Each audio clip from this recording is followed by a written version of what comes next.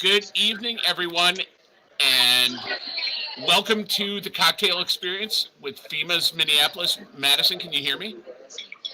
Hi, Tim. I don't know what just happened, but the sound slowed down a lot. Can you hear me okay? I can hear you okay. Can you hear me? Okay, well, then I'm just going to go ahead and get started. Sound good? Okay, can you hear me? All right, cool. Um, so a little change of plans today. We were originally going to have our maitre d' Eli come on in and get us started with a little history lesson about our space. Unfortunately, he got pulled away. We have an event downstairs with the U.S. Food Network, and he had to attend to that. So I'll go through, I don't know the history quite as well as Eli does, unfortunately, but it's a very beautiful historic building, Art Deco style with lots of Minnesota influence to it. So first opened up as the Saks Theater, I believe it was 1914. After that, during the Great Depression, the space was the cafeteria. So the whole idea behind that being that even though people didn't have a lot of money at the time, they could still dine in luxury and enjoy this beautiful space. During the 70s, it was a disco, which I personally still wish it was a disco because that sounds awesome. And then let's see, after that, it was an Italian restaurant for a little while. And then we, Phimas, have been here for about 3 years. We just had our anniversary at the end of September. And we are traditional French cuisine with Moroccan influence. Our chef is originally from Morocco. So it's a family-owned business, delicious food, delicious cocktails, and a beautiful space. But tonight we are working on a couple cocktails with you all together. So I'll go ahead and get started on that. I thought we'd start with a strawberry margarita first of all. So whenever you're making a cocktail, it's really important to make sure you have your glassware first. One of the things we talk about in bartending, especially in a craft bar, is the longer that the cocktail sits on ice, the more watered down it is. So if you just cut that step out of looking for your glass once your cocktail's made, you cut out the watering down. All right, so I have a strawberry. I'm just going to throw in the bottom of my glass and muddle it up a little bit to get the juices. And then I'm taking simple syrup. How I was taught was we always start with our sugar. From there, you add citrus, and then you can add any spirits that you have. This way, if you make a mistake or anything, you can always scrap it and start over, and with very little cost loss. So we're going to do half an ounce of simple syrup. You can put that into your glass, or I use like a little mixing device here. Once you have your simple syrup, we'll be using our lime juice, so about an ounce of lime juice.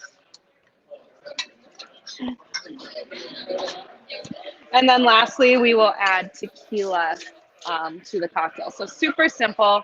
I do an ounce and a half of tequila, but you can always do 2 ounces if you like your margaritas a little bit stronger. Don't mind the people around. Johnny's coming in and out of the shot. All right. So from here, I'm going to just add ice, and you can stir it or you can shake it. I'll be shaking today.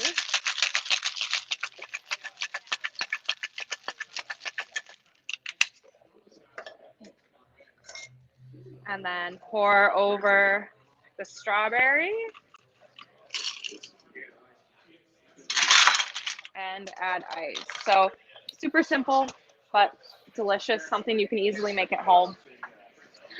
Next up, let's do a... Madison, can you hear me? Sorry, I can't really, I know you're talking, but I can't really understand what you're saying. For some reason, it's like lagging in the sound, Tim. So it's lagging. Okay. Is there any way you could try it without your earbuds and we'll just go off your phone? Yeah, I don't know. It's still not working. Is it okay if I just continue? Do you want to give me the thumbs up? Sure. Continue. Okay. Sorry. I don't know. For some reason, it's not, the sound's not coming through correctly. This is what always happens, right? With this kind of stuff, technology. So an old fashioned is personally one of my favorite cocktails. It's also a very simple cocktail, and we'll make it a little bit fancy. All right, so I've got bitters here. Again, we're using our simple syrup, bitters, and then we'll use whiskey of your choice. I have Old Grandad here that I will be using, made by the same company that makes Basil Hayden's. All right, so starting out measuring into our mixer, we got 1/2 ounce of simple syrup, a couple dashes of bitters, and then 2 ounces of our bourbon. Again, super easy cocktail that you can make at home. From there, I just add ice and stir. So one thing I wasn't aware of until I worked at a bourbon bar a couple years ago. Bourbon is a spirit that you want to stir rather than shake, so as not to bruise the bourbon and change the flavor profile of it.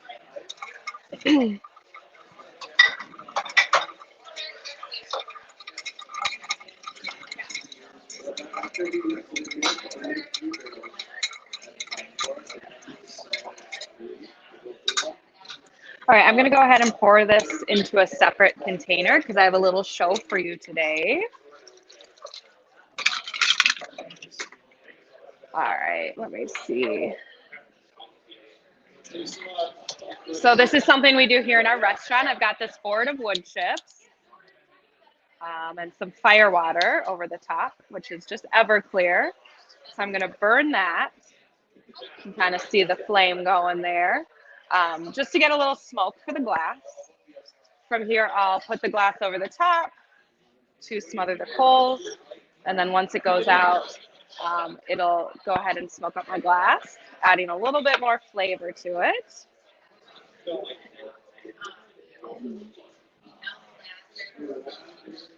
And from there, I'm adding old-fashioned cocktail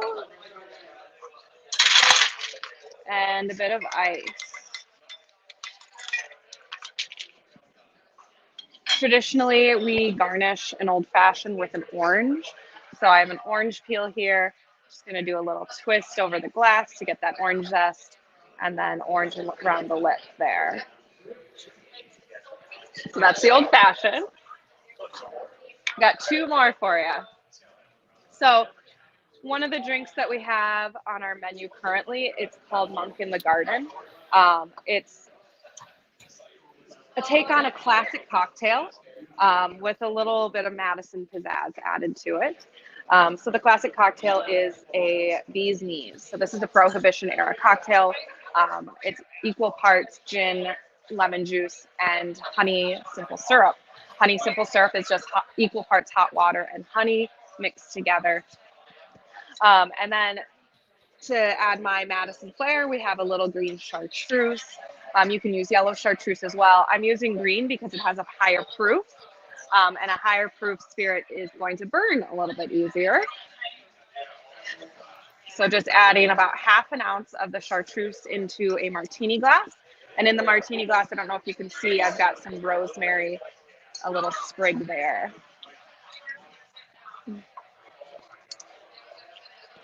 All right.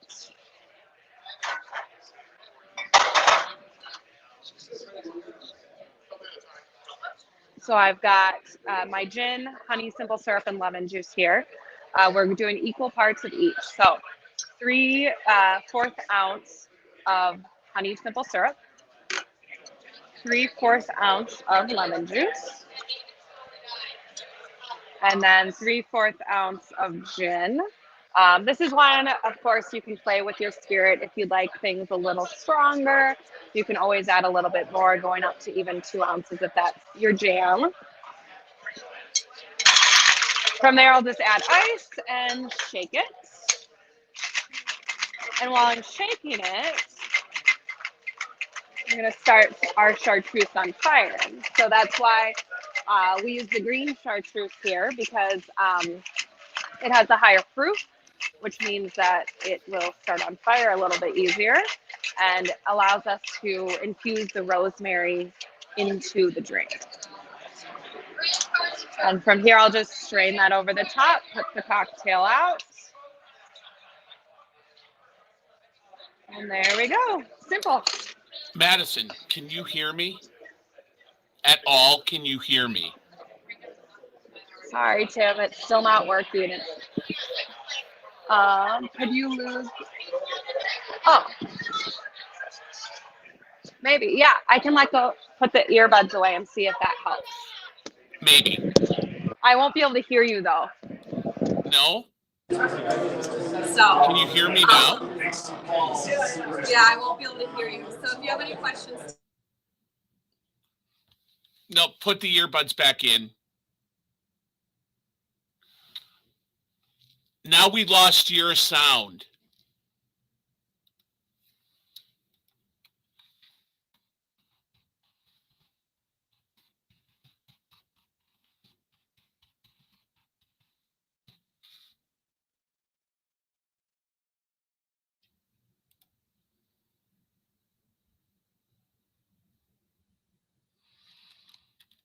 No. Can you hear me now? Yes. Okay. Okay, cool. Yeah, Can- Tim, if you have any questions, just write them and I'll be able to see at the bottom while I'm mixing. How does that sound? Okay, can you hear me at all? Okay. One more cocktail for you. All right. So our last cocktail is going to be an aviation, another fairly classic cocktail.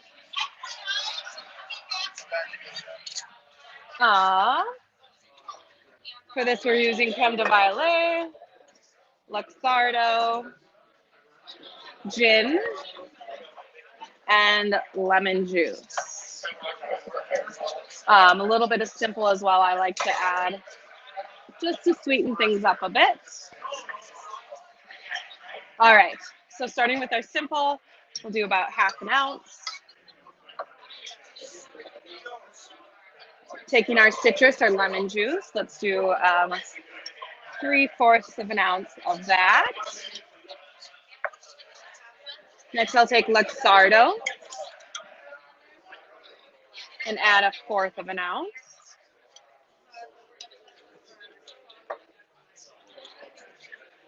Our creme de violet, we'll use that for another 1/4 ounce.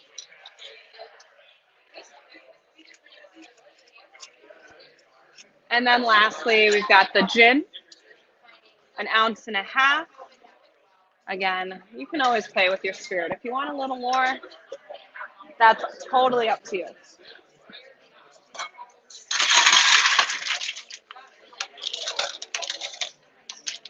Adding ice, and then we'll stir this bad boy up.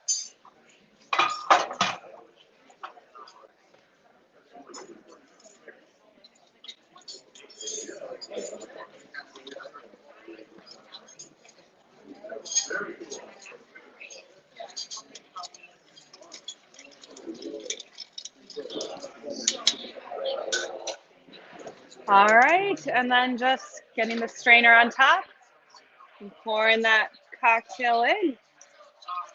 And there we go. That's an aviation.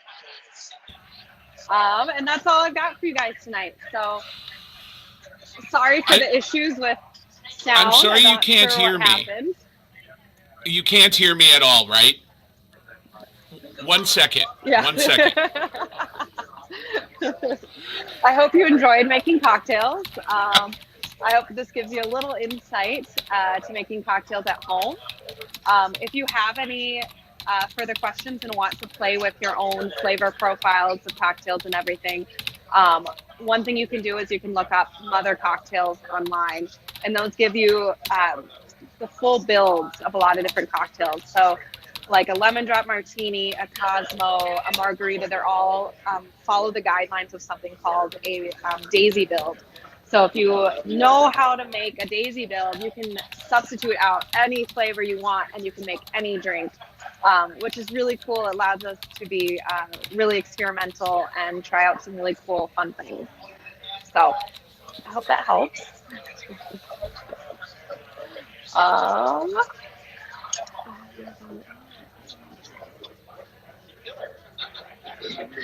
Oh, the bang quack? Let me see. I don't know if I have everything up here for the bang quack, but let me check. Just give me a second.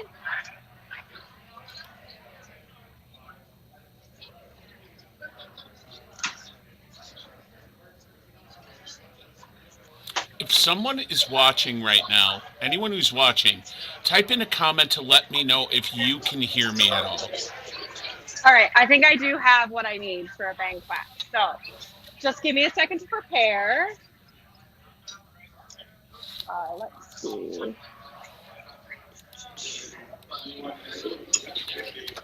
All right, so just pretend that there's duck fat in my glass. Unfortunately, I don't have any duck fat prepared right now, but I have the rest of the makings of the drink. So I can show you how cool it looks for sure.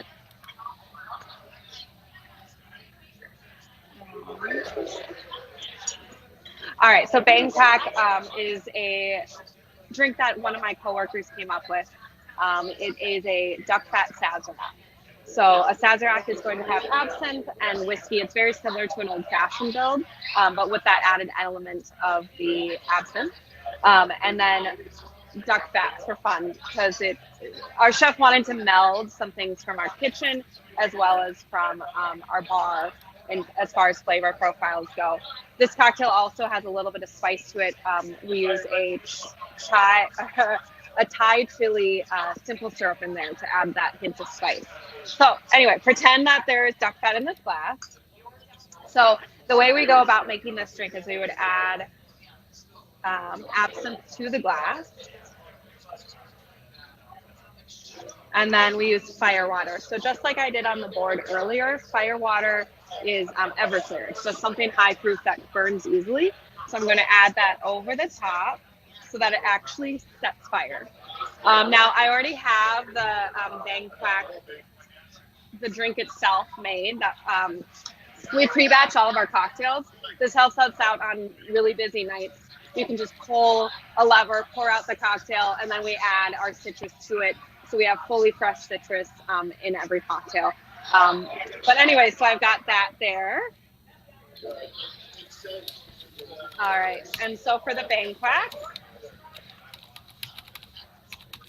I'm just gonna add fire. So I've got my glass on fire, give it a little swirl. This is my favorite part. It kind of scares some people, but it looks pretty cool. And then I'm going to discard. Still on fire. The cocktail gets poured over the top. And then just with the old fashioned, I'm gonna squeeze my orange, give it a little orange zest to the cocktail, and orange rim the glass. And that's the bang quack. So there we go. No worries, Tim, no worries. But I guess I will, don't leave, Madison. People can hear me and want to tell the story of discovering Fhima. Okay, absolutely. I'll hang out. I'll hang out and drink. Perfect. Try and read my lips if you can. Madison is a phenomenal bartender. I feel awful that she can't hear me, but I just wanted to tell the story of how I discovered Fhima. My wife and I were in Minneapolis, and it was incredibly hot, and we were just melting. And my wife says, "Why don't we try this place?"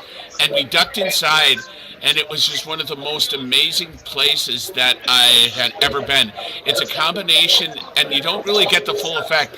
If Eli had been able to give you the tour, I describe it to people as being a combination of The Great Gatsby, the bar from The Shining, and Narnia. And it is just an absolutely phenomenal place. And as you can tell from the cocktails that Madison is making, they're just amazing. And they go the extra mile. And I just can't believe that they actually agreed to do the show with a little library in a little town in Wisconsin. I'm sorry that we have had these technical difficulties. I'm glad you got to see the cocktails being made, though, because Madison is just a formidable bartender, and she's really fun to talk to. And so I feel bad that we can't actually interact, but it is the midst of, they're right in the teeth of holiday season at Fhima's. I can't believe that they still went ahead and did this. Like Madison said at the beginning, they're actually doing an event with the Food Network, and so we got to share the bill with them. I am very sorry that Madison can't hear me, but I am so appreciative that she showed up and made these cocktails and had a few sips of them with you tonight. Did you hear any of that, Madison? No? No. One second.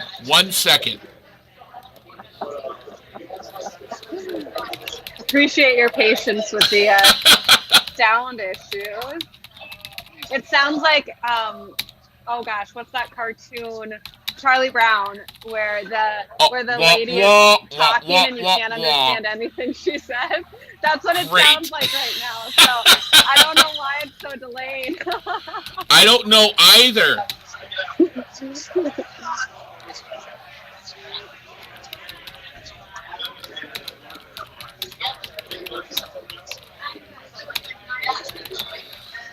I'm sure that people love to watch me type.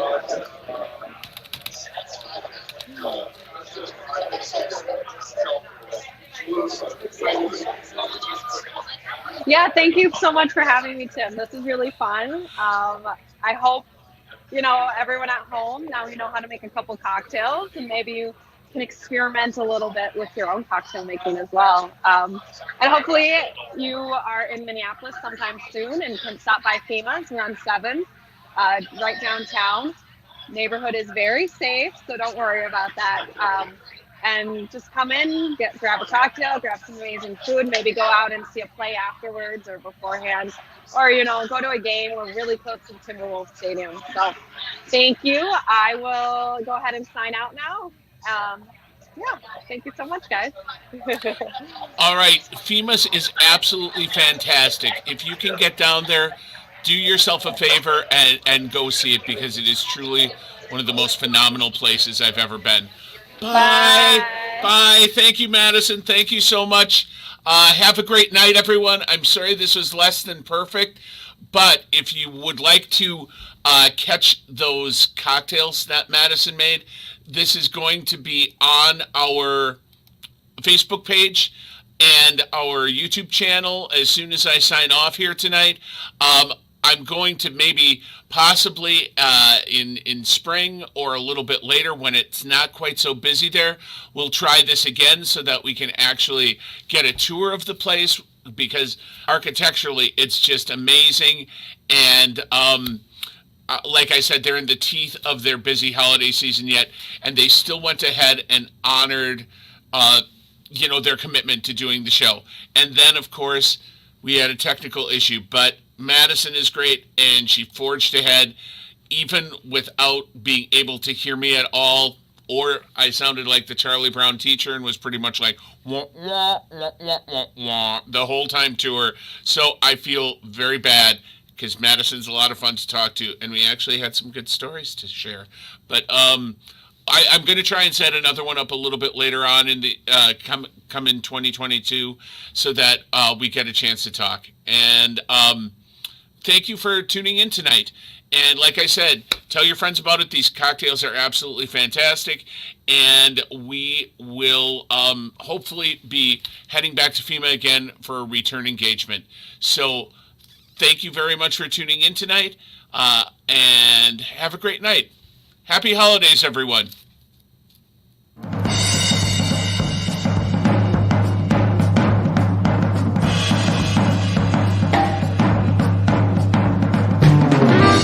Thank you.